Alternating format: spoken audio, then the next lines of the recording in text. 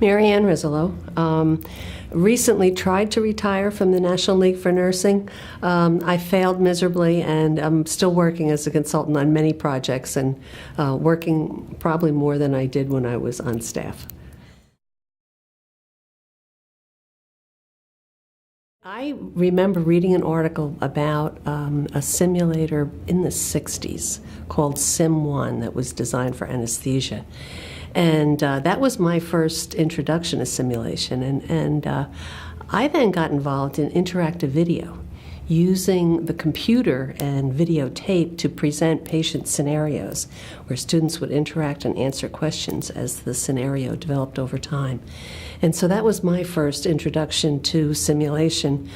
Although we always used it when I was teaching in the sim lab, we'd have our mannequin, our static mannequin, and the students would have to come in and assess to check things like, did the armband match the name on the chart and things like that. So did it at a very rudimentary level when the tools were still very rudimentary. And then got involved with computers and interactive video, and so it was a natural progression into being really fascinated with how quickly simulation advanced once simulators became affordable for schools. It's just going to expand exponentially.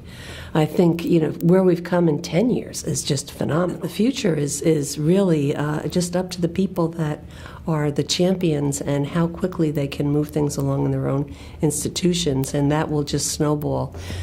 We're already seeing these national initiatives going on, so it's here to stay, and it's only going to get bigger and better. The thing that I'm talking about today in Birds of a Feather is really the national initiatives that are going on related to simulation, things that are happening at a national level with the National Council of State Boards of Nursing and the research project that they're looking at, the initiatives within ENAXL, the Organization for Simulation Learning, that they're looking at standards for simulation, and Society for Simulation Healthcare has already put together an accreditation program for simulation programs, and now they're working on putting forth a certification program for simulation educators. And the National League for Nursing is the project that I'm involved with. It's supported by Laerdal, and we're looking at using a simulation for high-stakes assessment.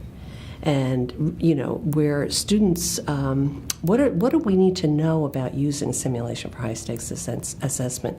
And we're really just wanting to get the questions identified, not so much answers at this point. It's early groundwork to look at using it for assessment, not just check off of skills, but real simulation where students demonstrate that they are using good clinical judgment and that they can work in teams and that they understand interdisciplinary communication, those kinds of things that we think our students have those skills when they graduate, but nobody's been really testing those, because you can't send students into the hospital and say, my student's going to take over the floor today and be in charge of delegating to other personnel and calling the doctor. If that really has to, in the student role, be the job of the staff nurse. But these initiatives, I think, will help better prepare us to do good simulations, all the ones I'm talking about, and in particular the high stakes, to prepare a better student graduate who can move into the hospital setting and function quicker.